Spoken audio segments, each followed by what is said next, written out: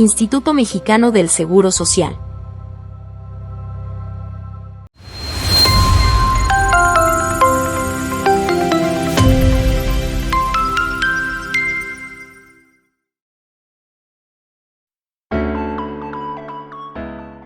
Grupos de Investigación de Enfermería, la Ciencia del Cuidado, trae para ti un webinar más. Bienvenidos.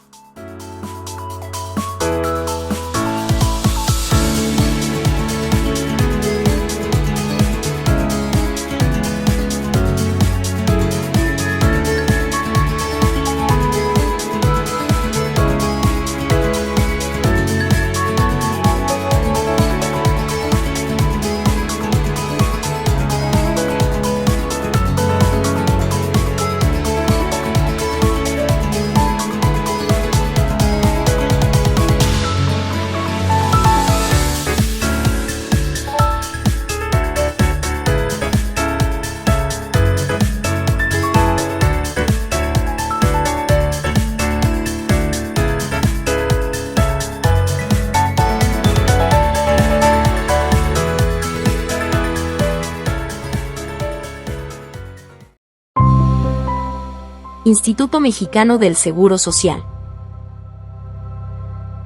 Bienvenidas, bienvenidos todos a este nuevo webinar de los grupos de investigación de enfermería que se llama Protocolos de Atención del Instituto Mexicano del Seguro Social a personas pertenecientes a las poblaciones LGBTQ+, presentado por el maestro Mauricio Melgar Álvarez, quien es el titular de la División de Vinculación Institucional en materia de derechos humanos en el Instituto Mexicano del Seguro Social. Se ha desempeñado como servidor público trabajando siempre en defensa de los derechos de las personas con discapacidad. Ha sido docente en la Universidad Tecnológica de Santa Catarina, la Universidad Interamericana del Desarrollo, el Instituto de Derechos Humanos de Quintana Roo y el Campus Torreón de la Universidad Iberoamericana. Ha impartido diversos cursos, conferencias y talleres en materias de inclusión y derechos humanos en todo el país. Para introducir brevemente el tema, vamos a hablar acerca de que en México aproximadamente el 5.1% de la población de 15 años y más se identifica como parte de la comunidad LGBTQ+, lo que equivale a alrededor de 5 millones de personas. Según datos del INEGI, esta cifra se basa en la encuesta nacional de diversidad sexual y de género del 2021. La mayoría de las personas que se identifican como bisexuales en un 51.7%, seguida por gays o homosexuales por un 26.5% y lesbiana 10.6%. Una de las cifras más importantes en esta parte es que 1 de cada 4 personas tiene acceso a la seguridad social a través del IMSS o del ISSSTE. De manera específica, en el Instituto Mexicano del Seguro Social ha reconocido los derechos de más de 18,000 parejas del mismo sexo, incluyendo la afiliación y los beneficios de la pensión por viudez, y ha creado también el protocolo de atención para esta comunidad, que representa un avance fundamental para garantizar un trato igualitario, digno y libre de discriminación en los servicios de salud y seguridad social, en donde también establecen directrices claras para los derechos humanos, la identidad y la expresión de género de las personas derechohabientes. Además, impulsa una institución inclusiva que se reconoce por las diferentes realidades y estructuras familiares, promoviendo la capacitación y sensibilización continua para erradicar la discriminación y fortalecer la igualdad en el acceso a la salud. Con este preámbulo, le cedemos la palabra al maestro Mauricio Melgar para que pueda profundizar más en el tema, recordando que pueden realizar sus preguntas a través de chat para hacer lectura al final, o bien cediendo la palabra si alguien gusta hacer este uso de la voz cuando se les indique, agradeciendo de antemano su participación y recordando que estamos haciendo esta transmisión disponibles en Facebook y en YouTube. Quedo a sus órdenes. Mi nombre es Ivonne Romero. Maestro, adelante.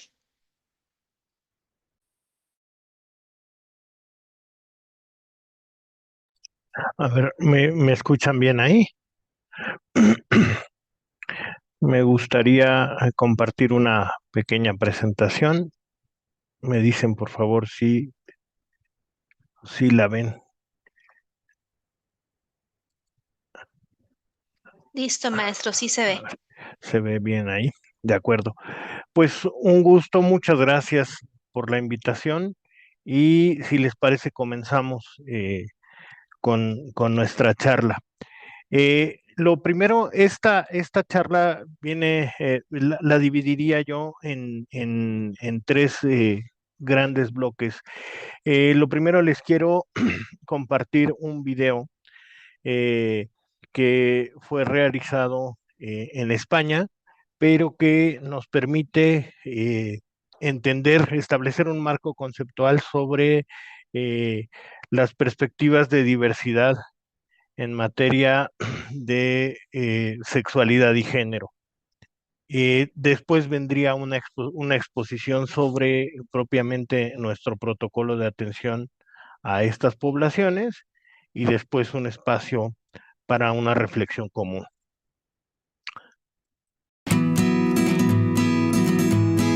El ser humano es un ser sexuado, es decir, nace con órgano sexual. Cada individuo vivimos esa condición de ser una persona sexuada de una forma particular.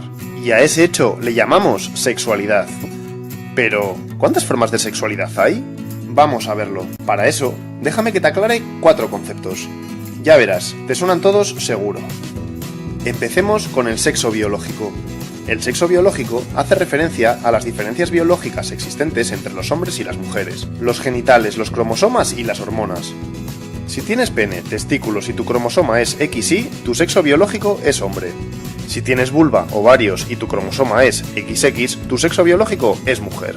Cuando naces, e incluso antes, se fijan en tu sexo biológico para decir si eres un hombre o una mujer, y así eligen nombre.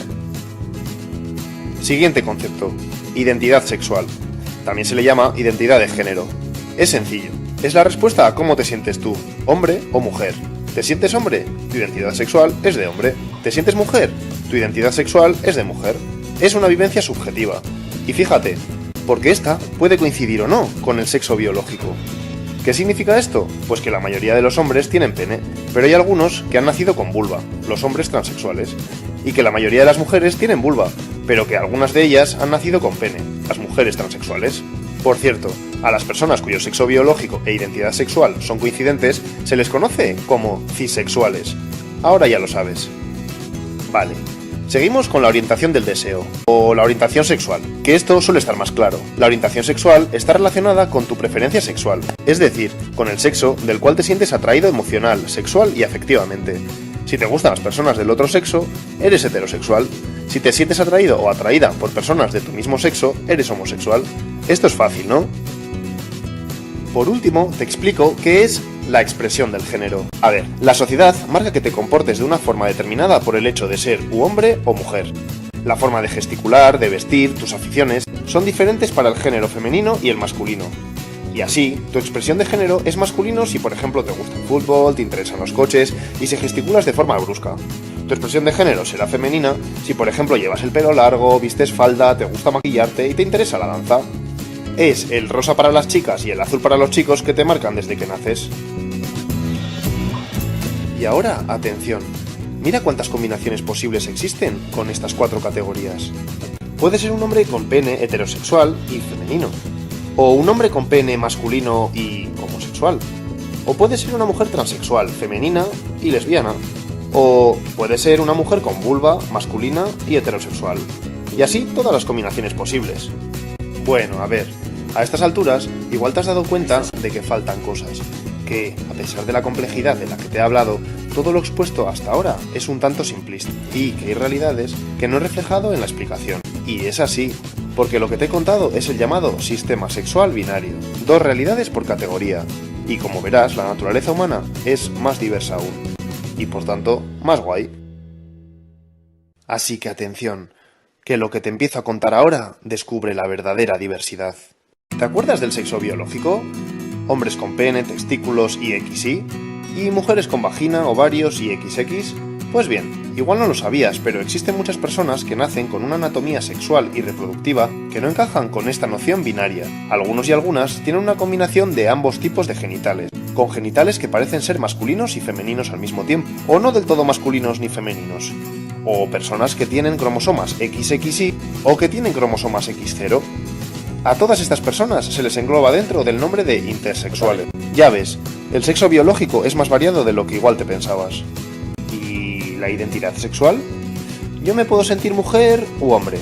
Pero atención, porque existen otras formas de sentir tu propia identidad. Lo de ahora puede que todavía te suene a nuevo, pero quiero que sepas que mucha gente no se posiciona o como mujer o como hombre. A ver, te explico. Algunas personas se sienten hombres y mujeres a la vez. Son las personas bigénero. Otros se sienten solo parcialmente hombre o mujer. Son los llamados demigéneros. Y algunas no se sienten ni mujeres ni hombres. Se les conoce como agéneros. Los llamados géneros fluidos se sienten temporalmente hombres y temporalmente mujeres. Y algunos no se definen como hombre, ni como mujer, ni como agénero. Son personas del tercer sexo. Te he dicho que podía sorprenderte, ya que son realidades poco visibilizadas aún. Pero fíjate que no importa tanto la etiqueta, sino el hecho de que la identidad sexual va más allá de la de hombre y mujer, creándose una dimensión mucho más amplia y diversa. La dimensionalidad de la orientación sexual la conoces seguro. Puedes sentirte atraído por los hombres o por las mujeres, pero también puedes sentir atracción por personas de los dos sexos, y puede que sea en diferente intensidad hacia un sexo u otro, e incluso, a lo largo de tu ciclo de vida, la intensidad por la que sientes atracción por un sexo u otro varíe. Eso es la bisexualidad, en toda su dimensionalidad, pero hay que ir más allá, porque pueden gustarte las personas independientemente de su sexo y género. A esto se le llama pansexualidad. O incluso no sentirte atraído por ningún sexo, la asexualidad. Por cierto, eso no quiere decir que no puedas sentir amor, ¿eh? Pues bien, con todo ello, se crea una especie de triángulo de la orientación sexual donde todas las opciones son posibles. ¿Dónde te sitúas tú? Y por último, ocurre lo mismo con la expresión del género, que el abanico es muy amplio. Es una obviedad decir que no existen personas únicamente femeninas o masculinas. La mayoría tenemos gustos, intereses, actitudes y formas de vestir femeninos y masculinos en diferente intensidad. A mí, por ejemplo, me gusta pintarme las uñas. Y así, si ser femenino o masculino es el polo de una dimensión, en el punto medio se encuentra el género andrógino. Personas que no puedes catalogar como femeninas o masculinas porque tienen rasgos de ambos géneros de manera equilibrada. Y esto es todo. Bueno, no. Porque ahora, para que entiendas la verdadera complejidad sexual, toca combinarlo todo. Cada una de las formas del sexo biológico, identidad sexual, orientación sexual y expresión de género en su dimensionalidad se combinan creando una rica diversidad sexual. ¿Te acuerdas de la pregunta del principio? En el mundo somos más de 7.000 millones de personas.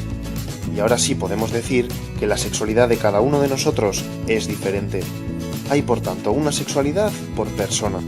Más de 7.000 millones de sexualidades.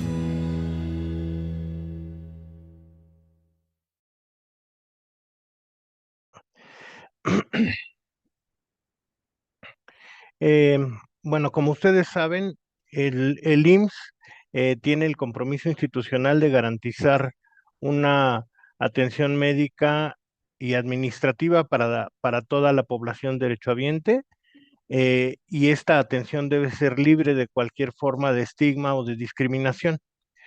Eh, es una realidad en nuestra sociedad que existen diversas formas de violencia estructural, y estas formas de violencia que se manifiestan a través de prejuicios o a través de exclusión o a través de prácticas incluso estructurales han afectado históricamente a las poblaciones LGBT. Este protocolo forma parte de la política institucional de derechos humanos que se ha, digamos, em, desarrollado en el instituto a partir de la creación de la Unidad de Derechos Humanos, de la cual formó parte, y busca fomentar el respeto, la igualdad y la equidad con justicia en la prestación de los servicios institucionales. Este protocolo es una herramienta de carácter normativo que establece ciertos lineamientos concretos que permiten garantizar el acceso digno a los servicios del instituto a las personas de la diversidad sexual y de género. Uno de los propósitos fundamentales de este instrumento es prevenir los actos de discriminación y fomentar una cultura institucional basada en la inclusión, la empatía y el reconocimiento de la dignidad y los derechos humanos. El objetivo de este instrumento es establecer directrices claras que que aseguren una atención respetuosa, sin prejuicios ni estigmas, a las personas de las poblaciones LGBT, contribuyendo así a la garantía del derecho a la salud, la seguridad social, el respeto a la intimidad, a la identidad y al libre desarrollo de la personalidad. Estos son derechos específicos de estas poblaciones que comentaremos más adelante. Este protocolo es de observancia obligatoria para todas las personas que laboramos en el Instituto Mexicano del Seguro Social, sin importar nuestro nivel jerárquico o nuestra área de adscripción. Aplica o debería aplicar en todas las interacciones con las personas derechohabientes y usuarias, así como también las personas trabajadoras, garantizando una actuación conforme al enfoque de derechos humanos. Eh, este protocolo se fundamenta en un conjunto de normas tanto nacionales como internacionales. Y estas normas, este cuerpo normativo, establece la obligación del Estado mexicano y por tanto del propio instituto de garantizar la igualdad, la no discriminación y el respeto a los derechos humanos para todas las personas, incluyendo aquellas que pertenecen a las poblaciones LGBT. Aquí están algunos de estos instrumentos normativos en los cuales se sustenta el protocolo. En primer lugar, el marco nacional, las leyes secundarias y las normas internas, ¿no? La ley del IMSS regula los derechos y obligaciones derivadas del acceso a la seguridad social y establece el acceso a que el acceso a los servicios debe ser igualitario y sin discriminación para todas las personas derechohabientes. La Ley General de Salud establece que todas las personas tienen derecho a la protección de la salud sin distinción alguna. La Ley Federal para prevenir y eliminar la discriminación establece medidas para prevenir, sancionar y erradicar la discriminación y reconoce expresamente que las personas con orientación sexual e identidad de género diversas son grupos históricamente discriminados o grupos en situación de vulnerabilidad. El Código de Ética del Instituto es una norma interna que establece los lineamientos para la actuación respetuosa, ética y con enfoque de derechos humanos del personal institucional. Dentro del marco internacional, tenemos algunos instrumentos que se consideran de orden fundamental en este ámbito. El primero de ellos es el Pacto Internacional de Derechos Civiles y Políticos, así como también el PIDESCO, el Pacto Internacional de Derechos Económicos, Sociales y Culturales, y estos instrumentos reconocen el derecho de toda persona a la igualdad y a la no discriminación, así como el derecho al más alto nivel posible de salud. También el Pacto de San José establece el deber de los estados de garantizar el goce de todos los derechos sin discriminación. Esto incluye evidentemente a las poblaciones LGBT. La Convención sobre los Derechos de las Mujeres, particularmente en sus principios, que se aplican extensivamente a todas las personas que sufren discriminación por razones de género o sexo. Esto evidentemente incluiría a las personas trans, particularmente o con mayor énfasis a las mujeres trans. Los principios de Yogyakarta son una guía interpretativa que, aunque no son todavía vinculantes, establecen un criterio de interpretación o un horizonte de interpretación en relación con la orientación sexual y la identidad de género. Estos principios han sido reconocidos como referentes tanto nacionales acá en nuestro país como internacionales, en la promoción de las políticas públicas y las normativas incluyentes. Voy a hablar ahora un poco de la política institucional de derechos humanos, que como ya dije, está inserta o a ella se alinea el protocolo. Esta política institucional de derechos humanos en el IMSS tiene tres principios fundamentales: el reconocimiento de la dignidad eh, humana, es decir, toda persona debe ser tratada con el mismo valor intrínseco sin distinción alguna. Es decir, no debe haber ninguna circunstancia bajo la cual se pretenda minusvalorar a una persona con respecto de otra. El dinamismo, los derechos humanos deben garantizarse de manera progresiva y adaptativa a los contextos sociales. Como sabemos, nuestro instituto tiene 82 años de haberse creado. Evidentemente, muchos de los elementos de nuestra normativa requieren ser armonizados con estas perspectivas y con estos tratados, pero tenemos que tener muy presente que uno de los principios fundamentales de los derechos humanos es precisamente la progresividad, y esto implica que la misma realidad va dando origen a nuevos derechos. Entonces, estos derechos tienen que irse, digamos, encarnando, aterrizando o realizando en el ámbito práctico dentro de nuestra normativa. Y otro de los principios fundamentales de la política es la justicia. Se debe otorgar a cada persona todo lo necesario para el ejercicio efectivo de sus derechos, considerando también las desigualdades estructurales de las que puede ser parte. Es decir, sabemos que hay grupos en condiciones de vulnerabilidad o de potencial vulnerabilidad. Uno de estos grupos son las poblaciones de la diversidad sexual y de género, y entonces tenemos que hacer un ejercicio de justicia distributiva, es decir, dar a cada cual según su necesidad, mediante acciones afirmativas y ajustes razonables, para garantizar el ejercicio efectivo de estos derechos, considerando estos aspectos de la vulnerabilidad de carácter estructural. La política institucional de derechos humanos establece que todas las acciones del instituto deben orientarse a eliminar barreras de acceso y garantizar los derechos fundamentales de las personas. Se centra principalmente en la prevención de prácticas discriminatorias y la atención prioritaria a poblaciones en situación de vulnerabilidad, con el fin de crear condiciones de equidad. Esto que les decía, impulsar el establecimiento de acciones afirmativas y ajustes razonables que permitan construir un piso de igualdad para las poblaciones en situación de vulnerabilidad. ¿Qué implica estos conceptos de igualdad y equidad?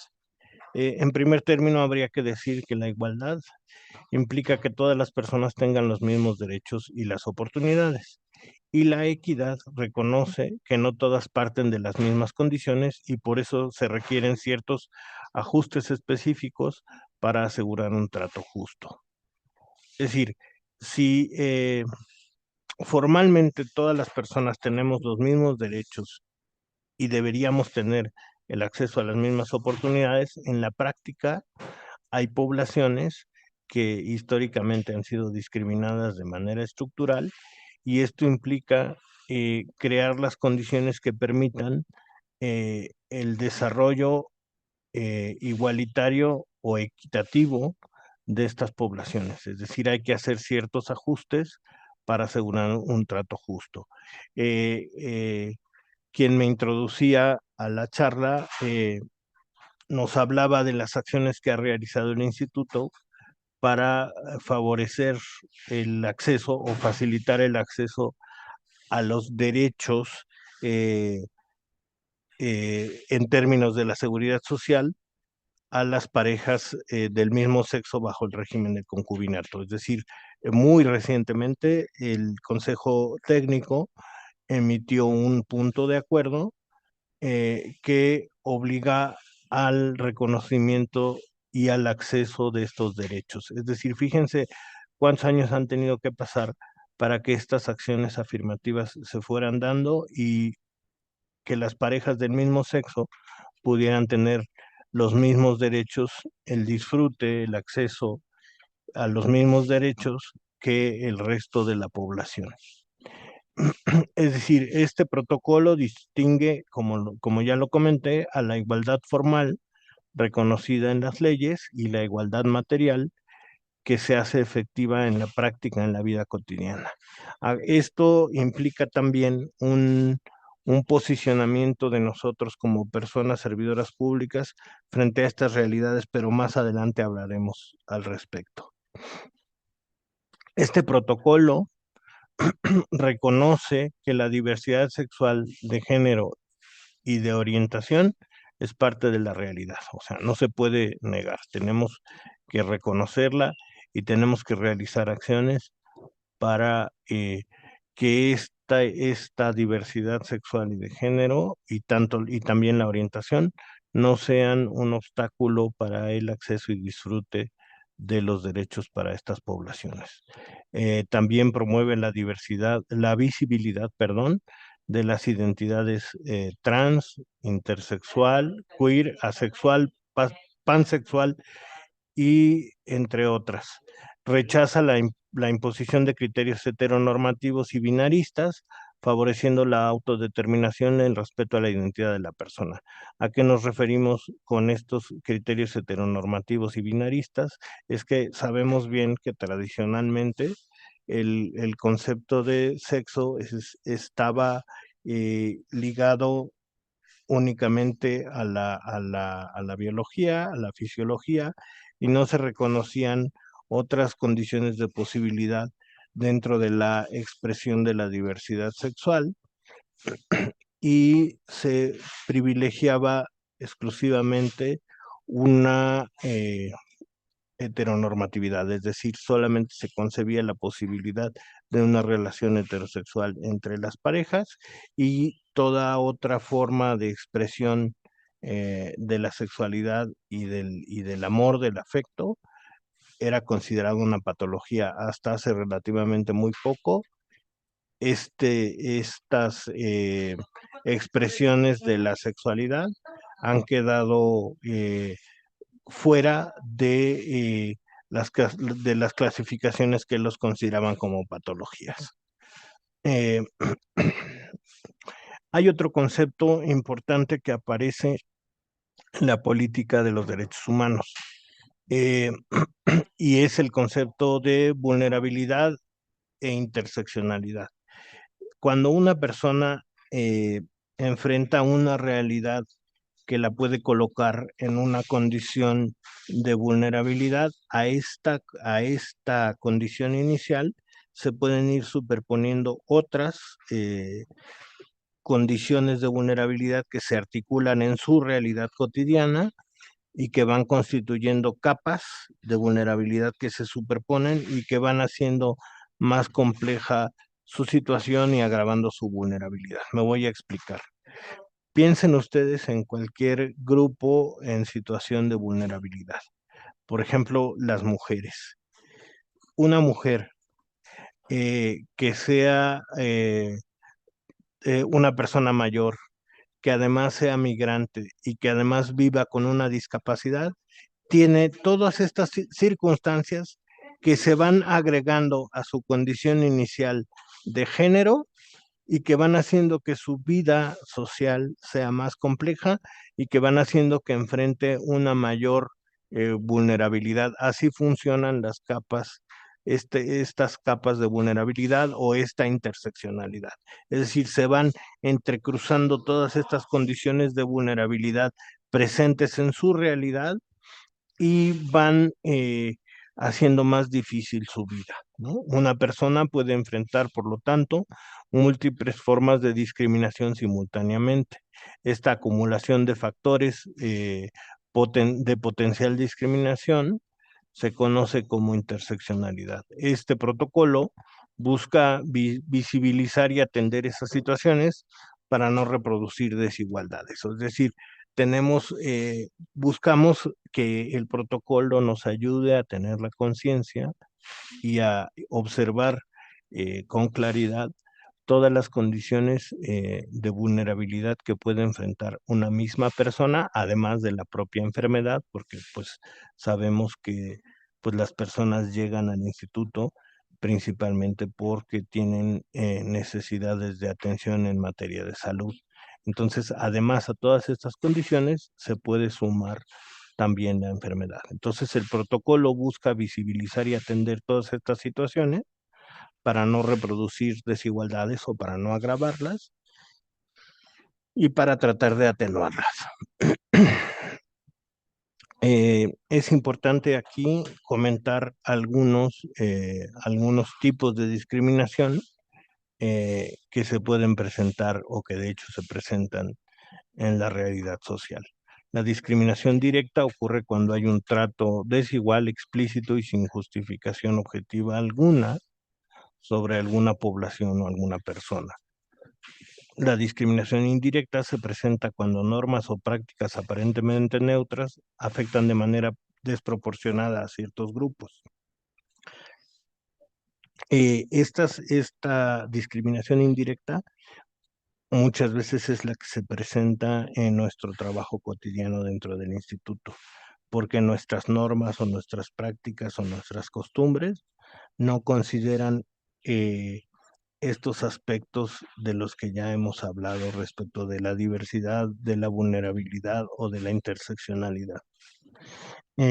También se presenta en algunos casos la discriminación estructural porque se refiere a sistemas que perpetúan desigualdades históricas. Por ejemplo, antes del reconocimiento del derecho o del acceso al derecho a la seguridad social para las parejas del mismo sexo bajo el régimen de concubinato, existía, digamos, una desigualdad estructural porque estos derechos solamente se reconocían institucionalmente a las parejas de distinto sexo. Se identifican además otras formas de discriminación específicas hacia la diversidad sexual como la homofobia, la lesbofobia, la bifobia, la transfobia y la discriminación por percepción. La homofobia pues es evidentemente la discriminación hacia las personas homosexuales, la lesbofobia hacia las lesbianas, la bifobia hacia las personas bisexuales y la transfobia hacia las personas trans. También existe una discriminación por percepción cuando hacemos chistes o bromas o comentarios aparentemente inofensivos, pero con una carga eh, eh, sexual o una carga de género, muchas veces estamos incurriendo en estos tipos de discriminación. El protocolo nos ofrece dos herramientas clave para el análisis de las normas y las prácticas institucionales con base en los criterios de derechos humanos. Primero, la prueba de igualdad simple que se utiliza para analizar si una norma, práctica o decisión otorga un trato desigual sin una justificación objetiva y razonable. Consiste en verificar si se está dando un trato diferenciado a una persona o grupo, y en caso afirmativo si existe una razón legítima que pueda justificarlo. Por ejemplo, si a una persona trans se le niega el uso del nombre social en un formato, se aplica este test para determinar si esta negativa tiene una base legal o si es una manifestación de discriminación. Muchas veces ocurre esto. Las personas trans tienen derecho a utilizar un nombre social y a pedir ser llamadas con ese nombre social, independientemente de que ya hayan hecho el trámite de reconocimiento de su identidad sexogenérica de manera legal en el registro civil. Entonces, muchas veces ocurre en nuestras unidades que no se les pregunta a las personas trans cuál es el nombre social con el que quieren ser identificadas y podemos incurrir en malgenerización si atendemos solamente a lo que aparece en su carnet, por ejemplo. La prueba de igualdad estricta Es una herramienta más rigurosa, utilizada cuando el trato diferenciado afecta a un grupo históricamente discriminado o involucra derechos fundamentales. Esta prueba considera 3 criterios: la idoneidad, que es que la medida debe ser adecuada para lograr el objetivo que se persigue; la necesidad, no debe existir otra alternativa menos restrictiva que logre el mismo objetivo; y la proporcionalidad, los beneficios de esta medida deben superar las afectaciones que genera. Por ejemplo, si se establece un protocolo que impide a las personas LGBT acceder a ciertas áreas, se debe analizar si la medida es legítima, necesaria y proporcional, o si reproduce estigmas, ¿no? Ambas herramientas permiten al personal del IMSS evaluar de manera crítica y reflexiva las normas y decisiones institucionales con el propósito de garantizar el respeto a los derechos humanos, la equidad y la inclusión. También otro elemento fundamental para estas reflexiones en términos de la aplicación del protocolo consiste en el principio pro persona. Este principio implica aplicar siempre la interpretación o medida que más favorezca a la persona. En caso de duda entre 2 opciones, se debe elegir la que sea menos restrictiva y más protectora de los derechos humanos. Otro aspecto fundamental en el protocolo es el uso del lenguaje incluyente. El lenguaje debe ser una herramienta que permita visibilizar y respetar la diversidad. Siempre se promueve el uso de un lenguaje claro, no sexista, incluyente y sensible. Se debe respetar, como ya lo decíamos, el nombre social y los pronombres elegidos por la persona usuaria para evitar expresiones con carga estigmatizante. Este principio consiste en aplicar, ante cualquier contradicción posible entre 2 normas, la interpretación o medida que más favorezca a la persona. Es decir, en caso de duda entre 2 opciones, se debe elegir la que proteja más los derechos humanos. Hay estos elementos clave. Ya hablábamos del lenguaje incluyente, la empatía y enfocarnos en superar las desventajas. El lenguaje incluyente, como ya lo decía, implica respetar el nombre social y los pronombres elegidos por la persona. La empatía corresponde a la escucha activa, el respeto y la comunicación asertiva. En este caso, pongo como ejemplos el ser IMSS, el programa Familia IMSS, como parte del trato digno. Y superar las desventajas mediante acciones afirmativas, es decir, acciones que se establezcan exclusivamente para estas poblaciones en situación de vulnerabilidad y que permitan establecer ese piso común o la igualdad de oportunidades y de derechos para estas poblaciones, digamos, superando estas desventajas. Los ajustes razonables son acciones que no deben implicar una carga onerosa para el instituto, pero que deben garantizar el acceso a estos derechos. Por ejemplo, voy a poner un ejemplo. Cuando, si yo, por ejemplo, tengo un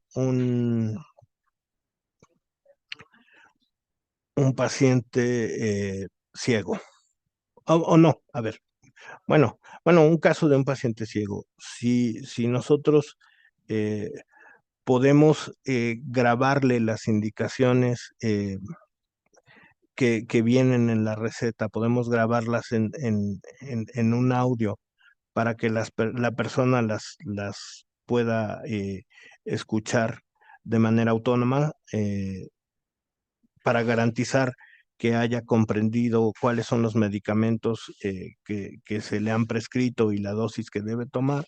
Eso ayudaría mucho.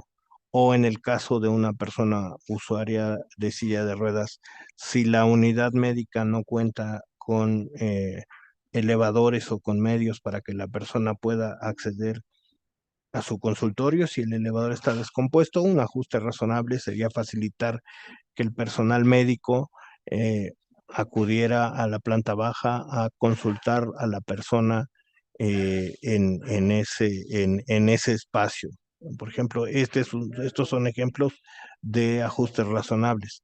Las medidas de accesibilidad implicarían lo que ya decía, garantizar que haya rampas, garantizar que haya información en braille, garantizar que haya información en general en formatos accesibles, ¿no? Puede ser audio, puede ser braille, puede ser lectura fácil para las personas con discapacidad intelectual o una señalética adecuada que permita que las personas con discapacidades cognitivas puedan acceder a la información eh, en igualdad de condiciones con el resto de las personas.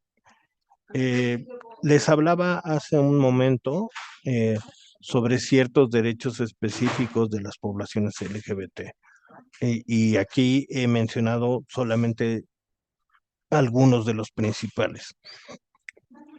Primero, el derecho al libre desarrollo de la personalidad. Cada persona puede construirse según sus valores, convicciones e identidad. Protege la identidad de género, la expresión de género y la orientación sexual.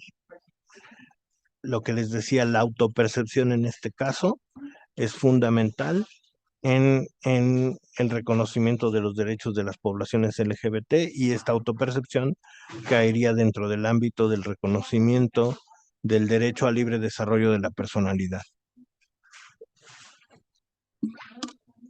El derecho a la identidad incluye el derecho a ser reconocida conforme a una identidad de género autopercibida, a usar un nombre social y a modificar los documentos oficiales si así lo desea. Otro derecho fundamental para estas poblaciones es el derecho a la intimidad. Protege la información personal como confidencial, así como la orientación sexual, el estado de salud, la identidad de género y los datos básicos o biométricos. Y el derecho a la familia también.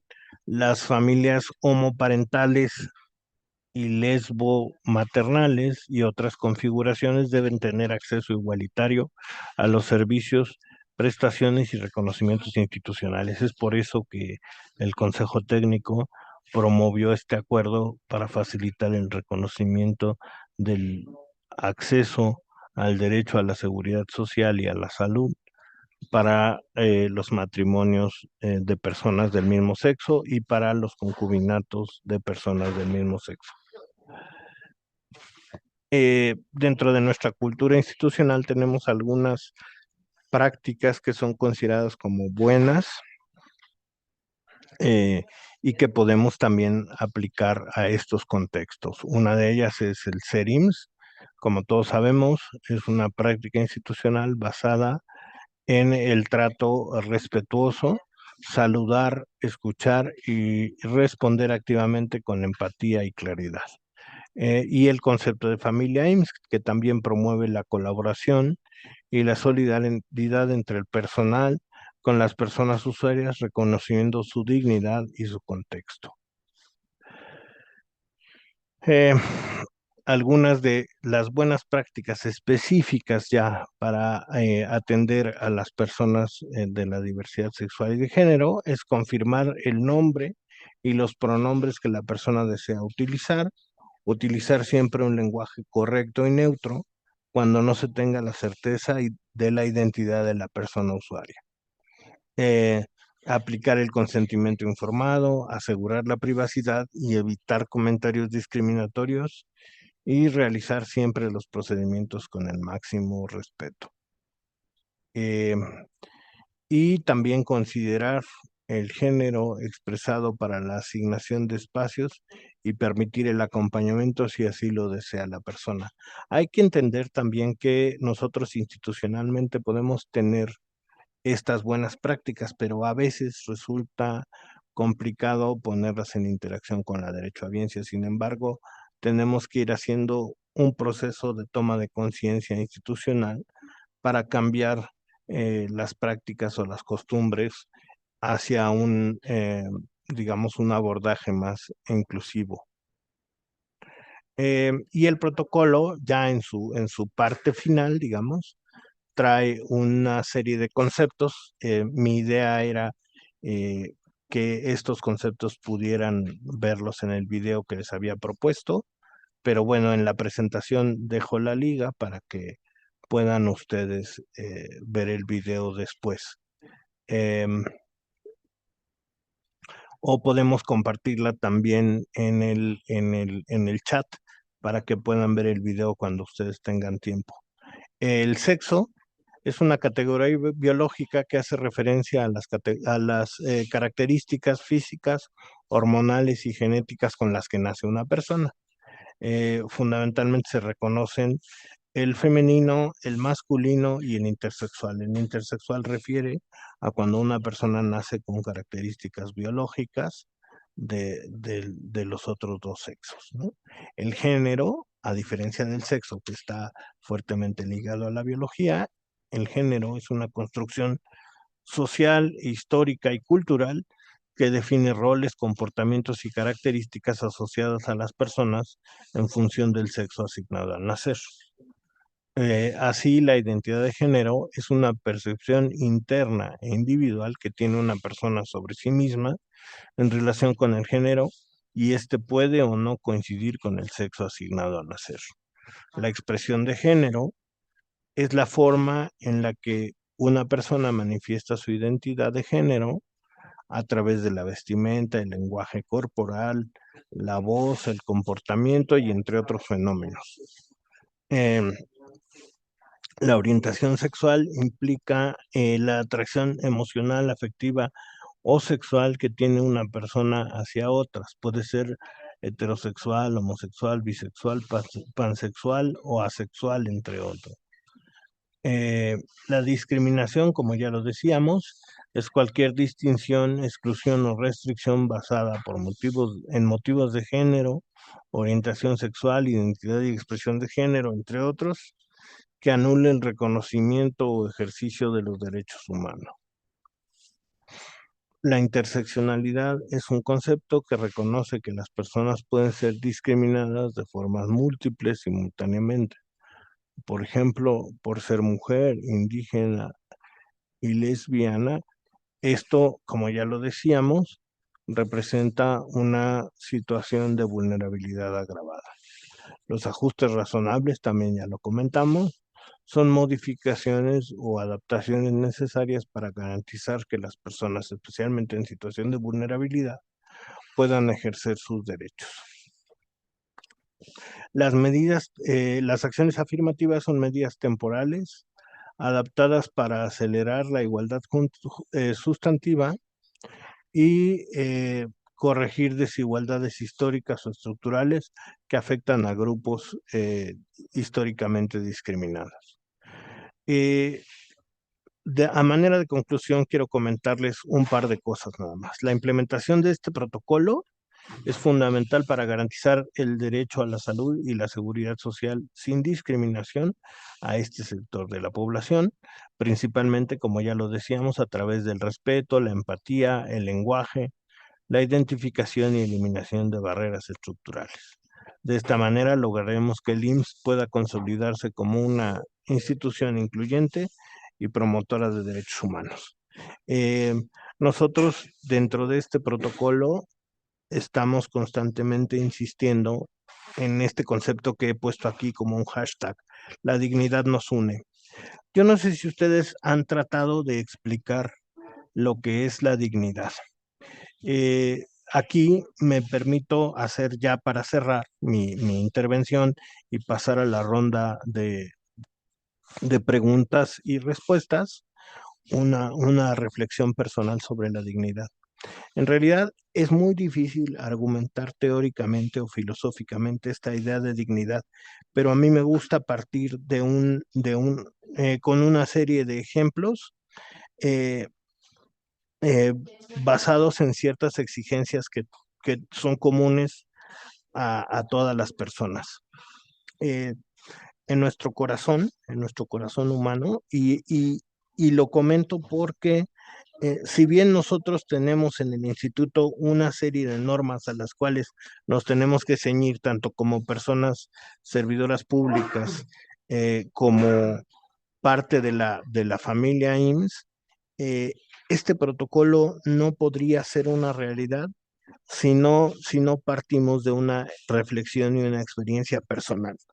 Eh, Existen, como ya lo decía, en el corazón de todas las personas, una serie de exigencias que son prácticamente innegables. La exigencia de verdad es un ejemplo. A nadie nos gusta que nos mientan, ¿no? La exigencia de bondad, es decir, todos queremos el bien para nosotros mismos y para las personas que amamos, ¿no? Eh, Todas y todos queremos ser felices.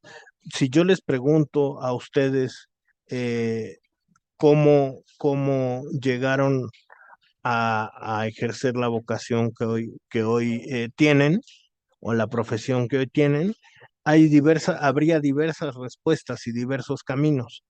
Pero si yo les preguntara si ustedes quieren ser felices, prácticamente estoy seguro que la respuesta sería unánime. Entonces también tenemos una exigencia de felicidad. Tenemos también una exigencia de justicia. A nadie nos gusta que nos traten de manera injusta.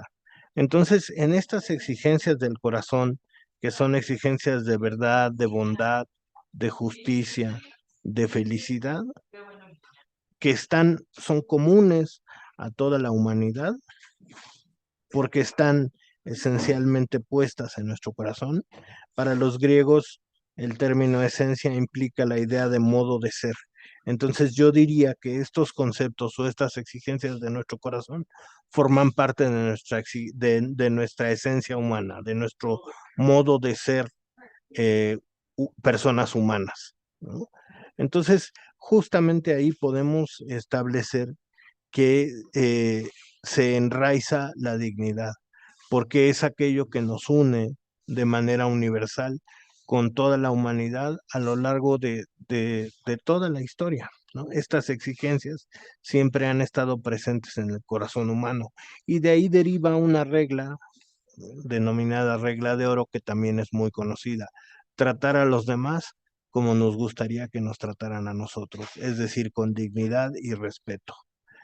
Entonces, este protocolo, si bien está plagado, digamos, de normas o de exigencias normativas y está sustentado en la Constitución y en instrumentos internacionales, y como personas servidoras públicas del Instituto Mexicano del Seguro Social, estamos obligadas y obligados a darle cumplimiento.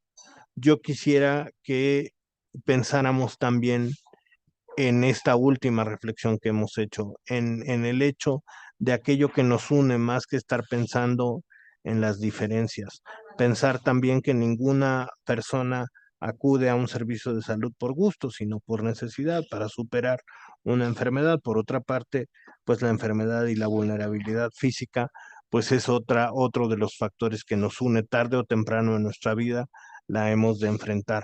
Entonces, tratar de poner en nuestro trabajo cotidiano, eh,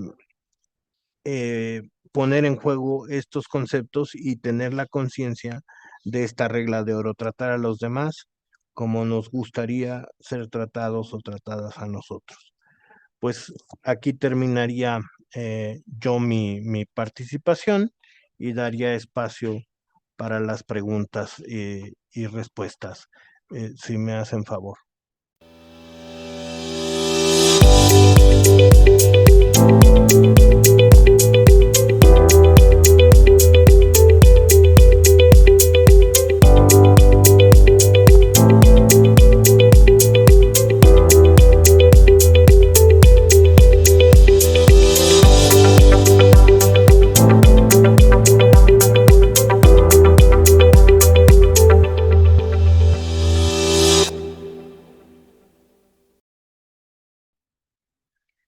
Bueno, pues agradecemos la participación del maestro Mauricio Melgar y pues vamos a dar pauta a las preguntas y respuestas por parte del público. No sé si alguien tiene alguna pregunta, si no, pues vamos a comenzar con unas preguntas. Este, ¿Qué retos y resistencias han identificado en la implementación de protocolo dentro de las unidades médicas del IMSS, maestro?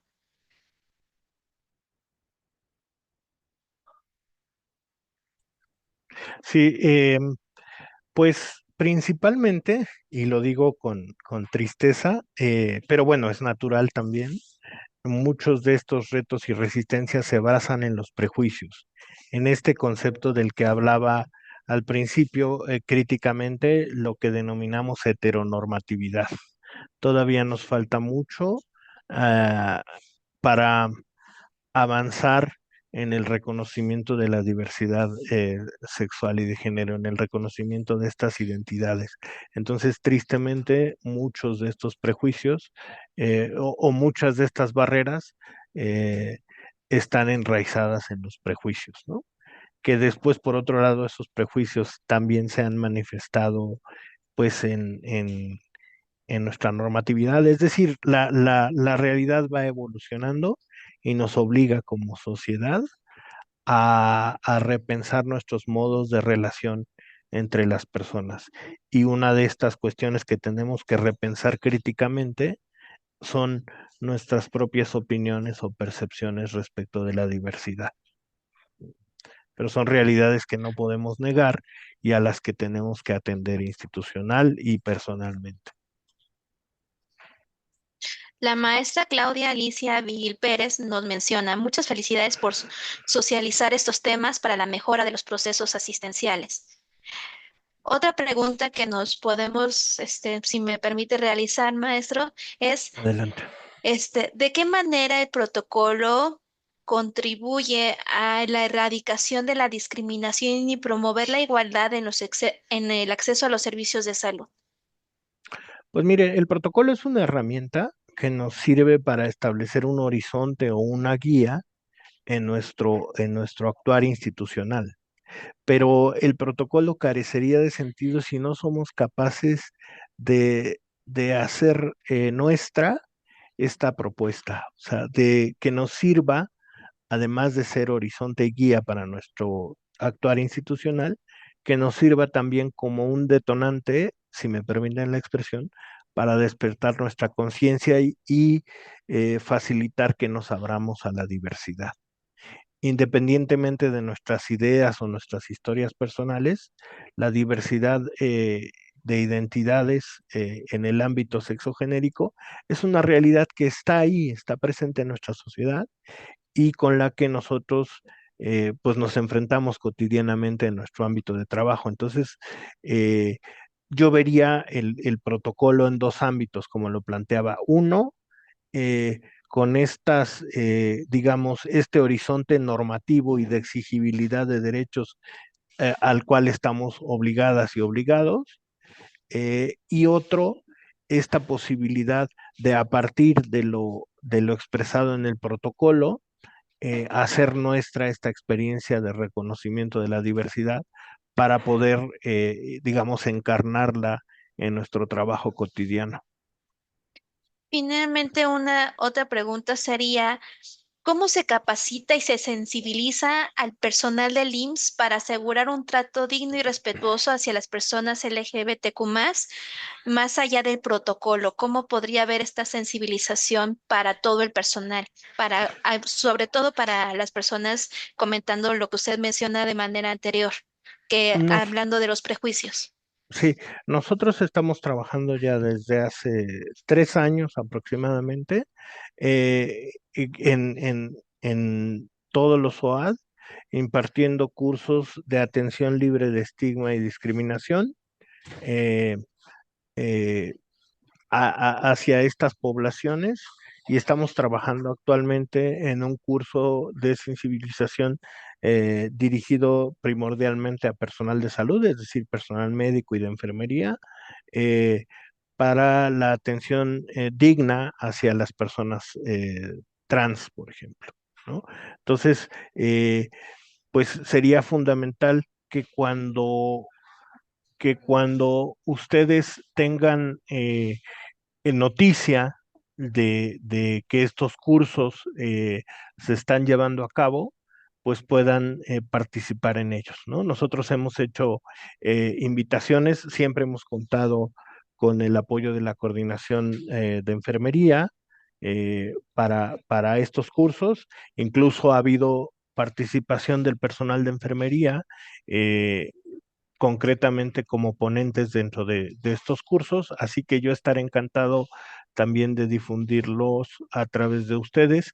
Y otra cosa fundamental que también les quiero contar y que forma parte de este cambio institucional es que por cuarto año consecutivo el instituto tendrá una participación concreta donde el personal de enfermería tiene una participación clave o una importancia clave eh, en la Marcha del Orgullo de la Ciudad de México. Este próximo sábado, 28, estaremos aplicando pruebas de detección de VIH y hepatitis C a las personas participantes en la Marcha del Orgullo que pues quieran acercarse a este servicio. Todas estas acciones han logrado digamos, cambiar la percepción que estas poblaciones tenían históricamente del instituto. Hemos logrado acercarnos con un rostro pues más incluyente y abierto hacia la diversidad. Entonces, también este tipo de acciones son fundamentales para, digamos, más allá del protocolo, eh, abrirnos institucionalmente hacia la diversidad. Indudablemente, la experiencia que nuestro personal ha ido teniendo a lo largo de estos 4 años en la participación de la Marcha del Orgullo eh, ha ido ayudándonos a impulsar también un cambio institucional en este aspecto. Bueno, voy a hacer lectura de dos comentarios que nos ponen en el chat. Primero, el maestro Alfonso Cárdenas Vargas menciona: felicidades, su trabajo no solo es un avance en el IMSS, sino un acto de justicia y respeto a la dignidad humana. Somos personas cuidando personas. Saludos fraternos Totalmente. desde Jalisco. Y Muchas Silvia gracias. Loíza menciona: ese tipo de mensajes de utilidad y ayuda para nuestra labor. Felicidades. Muchas gracias. Yo estoy muy agradecido y muy contento de la posibilidad de esta participación. Maestra Claudine, por favor, le cedemos el micrófono también a usted. Sí, muchísimas gracias.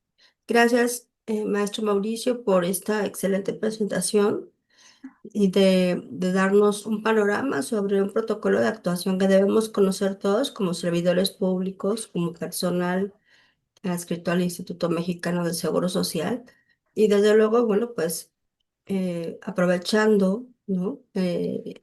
Que durante este mes celebramos el mes del orgullo, bueno, pues también considerar tocar estos temas que son de suma importancia también para nosotros en los grupos de investigación de enfermería, porque podremos brindar un trato justo, equitativo y digno a todas las personas, por lo cual pues agradecemos muchísimo su participación. Muchas gracias, doctora. Hago lectura de un último mensaje comentando lo siguiente. Hola, muchísimas felicidades por concluir esta excelente presentación y el protocolo. Podrían reenviar el link de asistencia de la maestra Norma Isabel Contreras Ríos.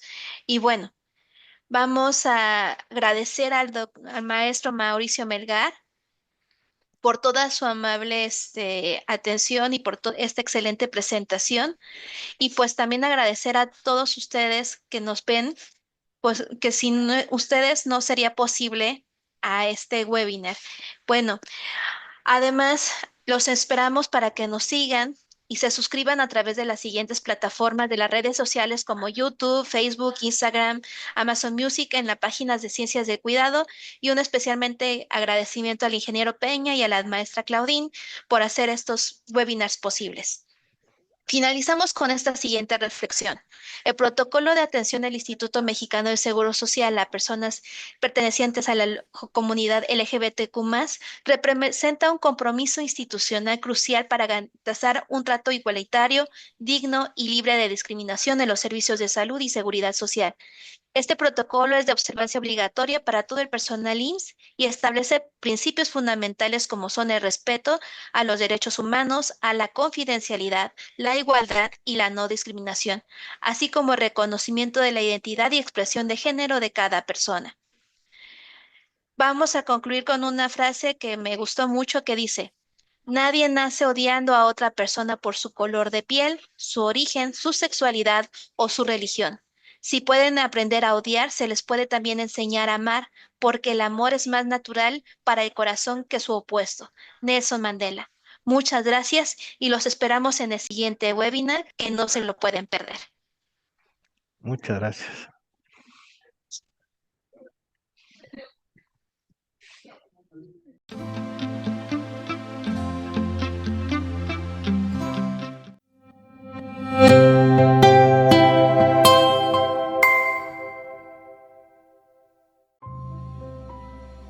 Gracias por acompañarnos.